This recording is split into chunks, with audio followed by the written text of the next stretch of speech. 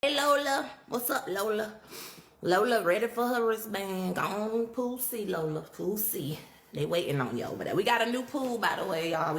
Lola Bunny made a recommendation and a suggestion, and I like it. She came in and said she was gonna be hanging out in pool D. So I was like, well, what is pool D? And I'm like, you know what? That's a good idea. Actually, right? The healing pool. Because pool A, like I said, y'all, that's the pool where they're dating, kind of. You're meeting people and hanging out. But remember, pool A, though, it's not serious, right? You may ghost people over there. People disappear. There's nothing like, but then pool B is that actively dating with a purpose. Do I look too bright, y'all? I feel like the sun is shining real bright. I'm sorry if I look really bright. Let me turn that down. Do I look crazy? Anywho. If you are married, you can't get in D. What y'all think about that rule? I think if you're in a relationship, B or C, it's dangerous to get in D.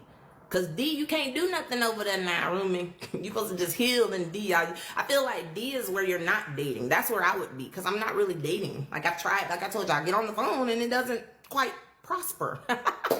Yeah, I don't turn into nothing. But anyway, he can't stand me either, roomie. So that's funny that you brought that up, roomie, about rules. And I just talked about, like, to me, y'all, it's like a phone interview. I literally joke about that. When people ask me how's my dating world and something, like, we can't get past the phone interview. You believe in pool C? We can't heal in pool D, calming waters. Here we go. You can still work on your healing in a relationship. I like that, Miss China. Look, y'all. Aunt Beef's so crazy. The healing waters, the calming waters. But I like what Miss China just said, right? Because we're still individuals, y'all. I feel like with this that we do in here, oh, yeah, Ardonna, I forgot you're going through that. Blessings to you, my friend. I remember that process. Who is that?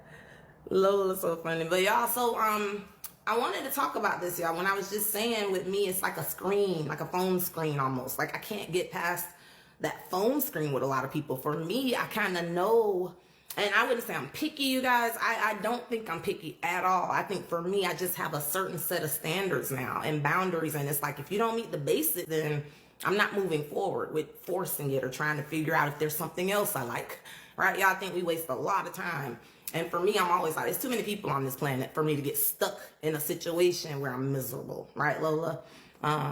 There you go, Rumi. Thank you for pointing that out. So I wanted to start with this fun little, look, y'all, I took some notes. Are you surprised? I wrote this about relationships, y'all, because I want to relate it to Ikigai. Remember, that's what we've been talking about all this week. Thank you to Miss China who joined us, and we did that example of what you love, what you're good at, what the world needs more of, and what I could get paid for. That's your sweet spot. If it costs your piece, it's too expensive. That's right. So y'all, with resumes, let me ask you this question. It's gonna go kind of fast, but I want to ask you, with a person with a colorful resume, that's that person who's had a lot of jobs. Have you guys ever heard that that's not necessarily a good thing? Have you ever heard people say, hey, make sure your resume shows consistency. It shows that you can commit to the job. Right? When you jump from job to job to job, Lola's heard it, Zimmy's heard it, yep, China's heard it. Okay, so we're all on the same page. Lola, you've heard that. So y'all, that's the thing. The reason that is, right? Let's talk about why employers see that as an issue, right? That's no longevity, right? Miss China. So it's considered a job hopper. There you go, Ardonna. It's considered unstable. They see that as a person who's indecisive. And guess what else, y'all? They're going to want to know, does this person have poor habits? Why do you have so many jobs? Longevity, Miss China mentioned longevity, y'all. They look at the time frame. Have you ever looked at your resume or anybody else's, y'all? I've dealt with a lot of resumes, just because I've helped people before, but also with me. I have, prior to pharmaceuticals, at 16 years in that industry, y'all, prior to that, I was averaging maybe 4 years or 2 years, Lola. But for me, it was trying to find my spot, right? So I wasn't going like week to week or month to month, but it was just kind of unstable for a while. And then here's another opportunity, just pursuing. But once I got into pharmaceuticals, I was coasting, right? I was good. This is somewhere I could retire. You get what I'm saying, y'all? So the reason I bring that up, if you're the person with a colorful resume, that's nothing wrong with that. I'm sure you have your reasons, right, y'all? When you talk to a person who's had 12 jobs in the last year. What could be the issue with that? What about a person who's had 7 jobs in the last 10 years, right? There are different reasons. I moved. I'm a traveling nurse, or whatever the case may be. But the person who can't make up their mind, the person who walks off the job when they get frustrated, that's a different story. Would you agree with that? Thank you, Ramin. Would you guys agree with that? So that's how we're starting off with the resume that's colorful. How does the employer see that?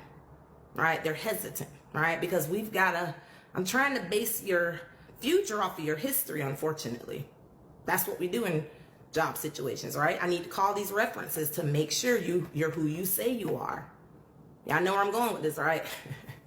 With these pools that are waiting for us, with relationships, personal dating history. How should we interpret a person's history? Right, guys? How do we determine the level or the degree to which that's important? It's a personal journey and a personal decision. I'm just throwing it out there, though. Y'all see that? What is going on with the person who's a serial dater? What is going on with the person because of the serial dating or serial marriages? Maybe they have multiple attachments, right? Kids, spouse exes that you got to deal with. I don't like the terminology baby mama and baby daddy and all that, but think about that. Hey, Amber, we're just going down the little road, y'all. So maybe some attachments, any insecurities you might think of for a person who's, any insecurities you think? What about instability? Do you think it's possible to have a solid foundation if you're constantly moving, constantly dating, and setting up in a new spot? How's the stability for a person with a history of serial dating or serial marriages? And then is it possible to build with someone like that? I think it is, but I think it'll be a little risky, right? An employer who still hires that person because of their skills, because something impressed them, they're taking a risk. They're taking that risk on that person. I know you have a history of skipping jobs, but we need your skills and we think we can lock you in with this salary, right? So that person may get hired. Same thing I feel like in relationships, y'all. Number one, people aren't honest. Let's be honest about that part, right? How do we determine a person's past and whether or not it'll affect us? Right? Are we healing in pool D long enough to be honest about the fact that, hey, I may not be strong in this area, so, right, y'all? I don't know how to communicate effectively, Lola, because all my life I've been told to be quiet. Y'all, that's real for some people. And that's why I'm going to go to the next thing, though. The implications for our mental health, Lola, and addictions awareness. What are the implications of this part? So without healing, right, all parties involved carry the wounds of unresolved issues, right? Crystal hit it on the head. Just be honest. And that's what we would hope, Crystal, but guess what? People aren't. I'm going to read that again, y'all. Because of what we go through, I'm going to read it again. Without healing, all parties involved, Rumi, are carrying wounds of unresolved issues. Why is it all parties involved? Hey there, Sheena. Why is it all parties involved, y'all? The person who's perpetrating the hurt, they're dealing with something that's causing them to be mean and ugly, and right? The person who's getting right now, I'm the victim of all this lying. Crystal just said, just be honest. Now I'm dealing with uncertainty and insecurities because I thought you were who you said you were. Then, if there are kids involved, because we bring the bags up, Rumi, but then if they're kids, look, everybody's like, just tell the truth. So everybody involved now, we've got a new layer. Y'all know when we talk about peeling the layers of that onion back, that's what happens. Layer, layer, layer, until we start breaking that cycle. I'm gonna get to that. The cycle perpetuates itself. Do you see how that happens? Again, the person with the resume, they're repeat offenders almost. I repeatedly stay on this job 3 to 6 months. 6 months, I get itches and I leave. Some people brag about that, y'all. That's okay. If you have a colorful resume, just know that people are going to start looking at you a little strange once you get up to 10 to 20 jobs. That's not poking fun. If you got 40 jobs on your resume, don't mind me. Y'all feel what I'm saying? No, but if that person look at your resume, like, how long are you gonna stay with us? Right? So guess what? That relationship. How do we tell y'all the next thing? Most people are walking around untreated for issues that started when they were babies. We can break these cycles though, y'all. So most people that you interact with and run into still have stuff from their childhood they need to be dealing with. Remember, we've talked about it recently, right? Remember, we've talked about the fact that mom called me this all my life. Come on, sophisticated one. And we get into adulthood looking for healing. Remember we talked about it? He has to be my peace. She got to bring me peace. It's going to be tough. You might want to get that for yourself. When this cycle perpetuates itself, yes, we're a product of our environment. Yep. Unfortunately, right, Rumi? And it's by default half of the time, y'all.